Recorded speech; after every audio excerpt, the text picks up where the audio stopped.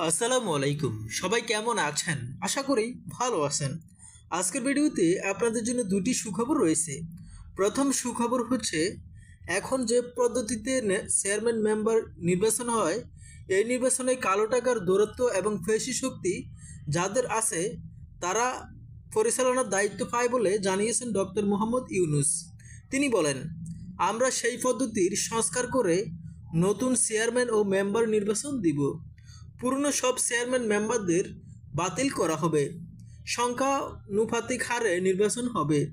দল ও মার্কা থাকবে, যে দল যে পরিমাণ ভোট পাবে সেই অনুযায়ী পরিচালনা করবে। কেউ ভোট চুরি করে চেয়ারম্যান মেম্বার হতে পারবে না। দ্বিতীয় সুখবর হচ্ছে, সংস্কারগুলো করে তারপর চেয়ারম্যান মেম্বার নির্বাচনের চিন্তা করবে নতুন সরকার।